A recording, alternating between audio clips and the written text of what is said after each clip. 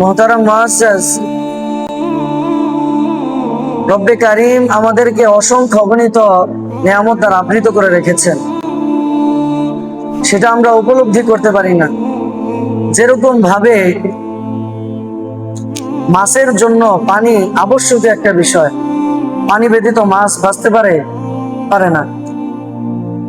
মাছেরটা দৃশ্যমান, তার পানিটা দৃশ্যমান, কিন্তু আল্লাহ পাক রব্বুল আলামিন আমাদেরকে যে অক্সিজেন দিয়ে দিচ্ছেন, এই অক্সিজেনের সাগরও যে আমাদেরকে ডুবায় রাখছেন, যদি আমি আপনি অক্সিজেন নিজের পকেট থেকে টাকা দিয়া তারপরে আপনার অক্সিজেন ব্যবহার করতে হইতো, তাহলে একটাবার চিন্তা করে দেখেন, আপনার সাধ্যও কুলাইতো না, আর দুনিয়াতে জীবিত থাকাও আমাদের দ্বারা সম্ভব হতো না। যেমনি ভাবে আল্লাহ পাক রব্বুল আলামিন আমাদের জন্য অক্সিজেনকে একেবারে ব্যাপক করে দিয়েছেন, অনুরূপ ভাবে আমাদের প্রয়োজনীয় যত বস্তু রয়েছে সেগুলোকে আল্লাহ তাআলা ব্যাপক করে দিয়েছেন। আল্লাহ পাক রব্বুল আলামিন পবিত্র কোরআনুল কারীমে বলেন, ও আমার বান্দারা, তোমরা যদি আমি আল্লাহর একটা একটা করে আমার যে সমস্ত নিয়ামত আমি তোমাদের উপরে দান করেছি একটা একটা করে যদি তোমরা লিপিবদ্ধ করা শুরু করো, তাহলে লানাফিদাল বাহ ক্বাবলা আন তানফাদা কালিমাতু রাব্বি। আল্লাহ তাআলা বলেন লানাফিদাল বাহ, আর এই আমার নিয়ামতগুলো, আমি তোমাদেরকে কি কি নিয়ামত দিয়েছি সেটা যদি তোমরা লিপিবদ্ধ করার জন্য পৃথিবীতে যত সমুদ্র মহাসমুদ্র আছে, সকল সমুদ্রের এবং মাটির তলদেশের যত পানি রয়েছে সেগুলোকে যদি তোমরা কালি বানিয়ে ফেলো, তাহলে গোটা পৃথিবীর যত পানি রয়েছে কালি স্বরূপ, সেই পানিগুলো শেষ হয়ে যাবে, কিন্তু তোমার রবের প্রশংসা, তোমার রব তোমাদের প্রতি যেই নিয়ামত দান করেছেন সেগুলো লিপিবদ্ধ করে শেষ করতে পারবে না। সুবহানাল্লাহ, আল্লাহু আকবার।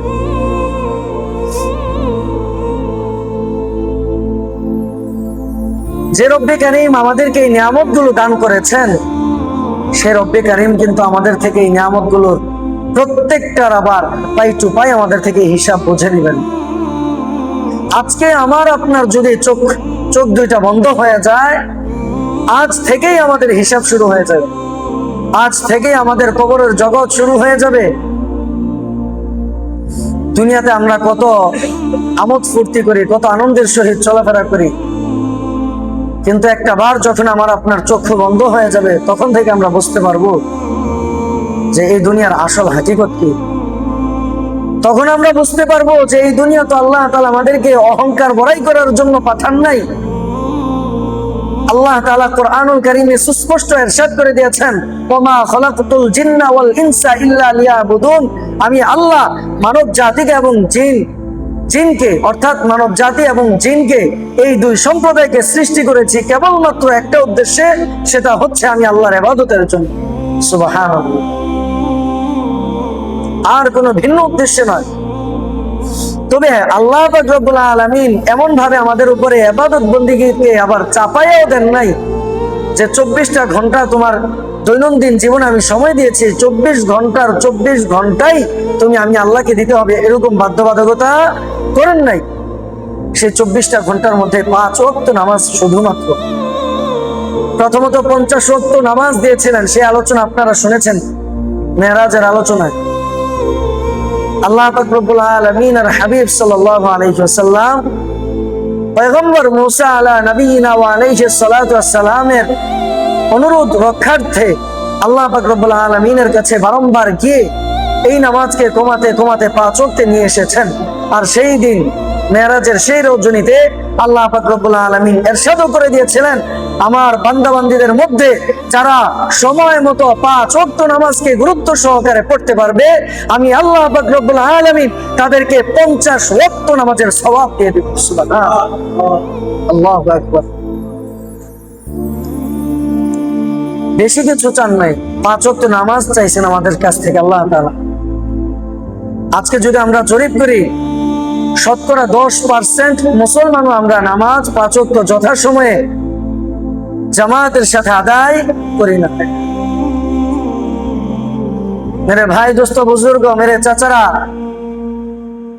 আল্লাহ পাক রব্বুল আলামিন যেরকম ভাবে আমাদেরকে নিয়ামত রাজি দিয়ে তিনার অসংখ্য অগণিত অজস্র নিয়ামত দ্বারা আমাদেরকে বেষ্টন করে রেখেছেন। প্রত্যেকটা নিয়ামতের জন্য আল্লাহ পাক রব্বুল আলামিন কাল কিয়ামতের ময়দানে হিসাব চাইবেন। এক ফোঁটা পানির হিসাব দেওয়া ব্যতীত আমি আপনি সামনে এক কদম পর্যন্ত অগ্রসর হতে পারবো না। আর সেই জায়গায় আমরা ভাইয়েরা দ্বন্দ্ব করে, আমরা পার্শ্ববর্তী আমাদের আত্মীয় স্বজনদের সাথে দ্বন্দ্ব করে, আমার প্রতিবেশীদের সাথে দ্বন্দ্ব করে, জায়গা জমিন নিয়ে অহংকার বড়াই করে, জুলুম করে, অত্যাচার করে কিভাবে আমরা চিন্তা করতে পারতেছি যে কাল কিয়ামতের ময়দানে আমি আপনি জান্নাতে যেতে পারবো? কোশ্চেন গেলেও সম্ভব না। এক গ্লাস পানি নয়, এক গ্লাস পানির এক ফোঁটা পানির হিসাব দেওয়া ব্যতীত আমি আপনি এক কদম পর্যন্ত সামনে অগ্রসর হতে পারবো। আল্লাহ তাআলা যদি নিজ গুণে আমাদেরকে দয়া করে, অনুগ্রহ করে ক্ষমা করে দেন, তাহলেই হয়তোবা আমাদের জন্য তিনার জান্নাতে যাওয়া সম্ভব। অন্যথায় আমি আপনি কেউ আমরা বুকে হাত দিয়ে বলতে পারবো না যে আমরা গুনাহগার না, আমরা নিষ্পাপ, কেউ আমরা বুকে হাত দিয়ে বলতে পারবো না। এজন্য আসেন, সময় থাকতে আমরা সময়ের কদর করি। যেটা বলতেছিলাম, আল্লাহ তাআলা 5 ওয়াক্ত নামাজ সর্বপ্রথম চেয়েছেন। প্রথমে তো আল্লাহর উপর ঈমান আনতে হবে। ঈমান আনয়ন করার পরে সবচেয়ে গুরুত্বপূর্ণ বিধান হচ্ছে নামাজ। আর আজকে মুসলিম জাতির এই অধঃপতনের মূল কারণ, মূল চাবিকাঠি হচ্ছে আমরা 5 ওয়াক্ত নামাজ যথাসময়ে আমরা পড়ি না। আজকে দেখেন, জুমার দিন জুমার নামাজ এটা কি ফরজ, তাহলে জুমার নামাজ ব্যতীত অন্যান্য দিনে ফজরের নামাজ মনে হয় সুন্নত নাকি? একটু আওয়াজ করে বলেন, নফল। ওই একই ফরজ বিধান, অথচ জুমার দিনে আমরা আলহামদুলিল্লাহ, এটা প্রশংসনীয়, যদি জুমার নামাজ 3টা জুমার নামাজ, কয়টা জুমার নামাজ? একটু আওয়াজ করে বলবেন, 3টা জুমার নামাজ কেউ যদি ইচ্ছাকৃতভাবে কোন শরঈ উযর ব্যতীত 3টা জুমার নামাজ কেউ যদি তরক করে, তাহলে আল্লাহর কাঠগড়ায়, আল্লাহর খাতায় তার নামটা মুনাফিক হিসেবে লিপিবদ্ধ হয়ে যায়। নাউযুবিল্লাহ। বড় আফসোসের সাথে বলতে হয়, আজকাল আমাদের মুসলিম সমাজে এমন হাজারো আমাদের মুসলিম যুব সমাজ আছে যারা একদিন নয়, 2 দিন নয়, বহুদিন জুমার নামাজ শুধুমাত্র ঘুমের মধ্যে বিভোর হয়ে, অলসতায়, বিভিন্ন ধরনের অবহেলায় জুমার নামাজকে পর্যন্ত তারা ছেড়ে দেয়। আছে কিনা বলেন? আছে। নিজ চোখে দেখার পরে এগুলো আপনাদের সামনে আলোচনা করতেছি, বানায় বলি নাই। জুমার নামাজ শেষ হয়েছে, সুন্নত বাড়িতে গিয়ে পড়বো এমন প্রস্তুতি নিয়ে মসজিদ থেকে বের হয়েছি। আপনাদের মসজিদে না, যখন আমি নিজে ব্যক্তিগতভাবে জুমা পড়ার জন্য গিয়েছিলাম মসজিদে, বাড়িতে যাওয়ার পথে কোনো এক বাড়ির সামনে গিয়েছিলাম, যে কোনো একটা কারণবশত প্রয়োজনে গিয়ে দেখি ওই ঘরে একজন নয় 2 জন, বাবা সন্তান 2 জন ঘুমিয়ে আছে। নাউযুবিল্লাহ। বলা উদ্দেশ্য হলো, আমাদের মুসলিম সমাজে মুসলমান দাবি করে এমন বহু মুসলমান এখনো আছে যারা জুমার নামাজও পড়ে না। বড় আফসোস, যাদের নামগুলো আল্লাহর খাতায় মুনাফিক হিসেবে লিপিবদ্ধ হয়ে আছে।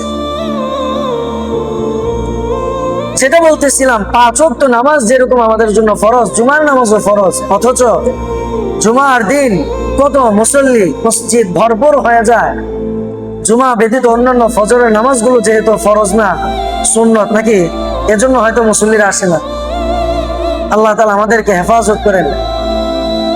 ফজরের নামাজ এমনও সময় হয় 3 জন 5 জন নিয়ে ইমামতি করতে হয়, নামাজ পড়াইতে হয়, অথচ যে রব্বে কারীম আমাদেরকে কোরআনে সুস্পষ্ট ঘোষণা করে দিলেন যে, ও আমার বান্দারা, আমি আল্লাহর নিয়ামতগুলোকে যদি একটা একটা করে লিপিবদ্ধ করা শুরু করে দাও, সমুদ্রের কালিগুলো শেষ হয়ে যাবে, পানিগুলোকে যদি কালি স্বরূপ বানিয়ে নাও, সেগুলো শেষ হবে। আমি আল্লাহ তোমাদের উপরে কত দয়া করেছি, ইহসান করেছি, কত নিয়ামত তোমাদেরকে দিয়েছি, সেই নিয়ামতের প্রশংসা তোমরা লিপিবদ্ধ করে শেষ করতে পারবে না। সেই স্থানে আল্লাহ পাক রব্বুল আলামিন সর্বপ্রথম আমাদের থেকে চেয়েছেন 5 ওয়াক্ত নামাজ, আমরা সেটা পড়তে পারি না। এটা আমাদের মুসলমানদের জন্য বড় দুর্ভাগা, বড় হতভাগের বিষয়। পাকিস্তান থেকে দাওয়াত ও তাবলীগের একটা জামাত বের হয়েছিল ইউরোপ আমেরিকার কোন এক কান্ট্রিতে। তারা সেই জামাত গিয়েছিল। যাওয়ার পরে সেখানকার খ্রিস্টানরা মুসলমানদের অবস্থা শুনতে চাইছিলেন, যে মুসলমানদের অবস্থা কিরকম। তারা তাদের ধর্মীয় উপাসনালয় তথা তাদের মসজিদে কিভাবে জড়ো হয় ইবাদতের জন্য, উপাসনার জন্য। তো এইভাবে সর্বপ্রথম ঘোষণা করা হইলো যে জুমার নামাজ এরকম মসজিদ আনাচে কানাচে ভরপুর হয়ে যায়। তারা তো অনেক ভয় পেয়ে গেছে, মুসলমানদের ঈমান এখনো পর্যন্ত এত মজবুত।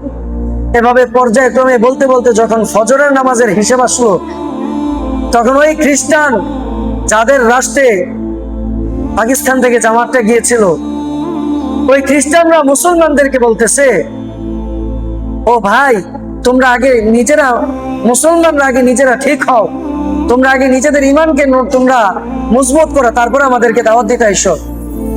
জুমার নামাজ যেটা তোমাদের বিধানে ফরজ, ফজরের নামাজও ফরজ। জুমার নামাজে এত মানুষ, ফজরের নামাজে মানুষ নাই, সুতরাং বোঝা গেল তোমাদের মুসলমানদের ঈমান দুর্বল। এটা কোনো মুসলমান বলে না, একজন খ্রিস্টান বলতেছে।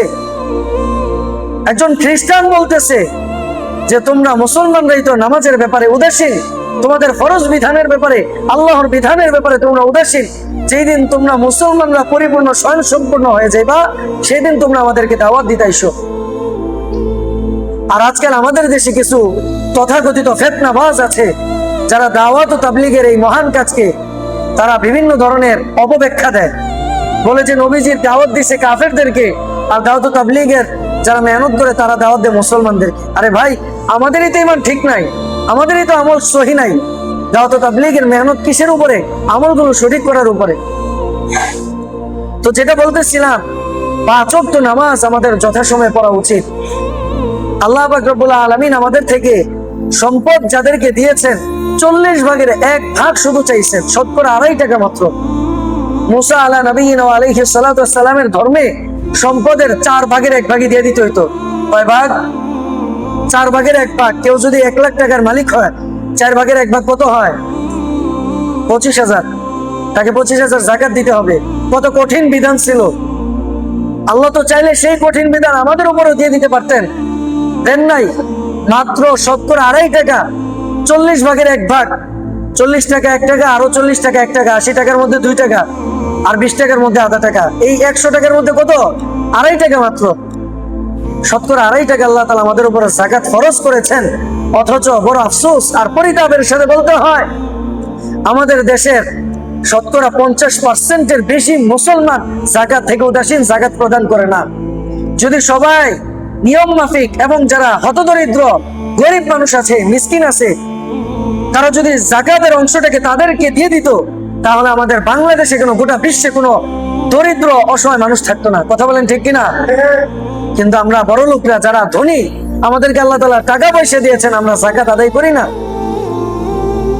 কিন্তু মেরে ভাই, দোস্ত, বুজুর্গ, জেনে রাখবেন, আল্লাহ তাআলা প্রত্যেকটা টাকার একটা একটা টাকা করে পাই টু পাই হিসাব নেবেন।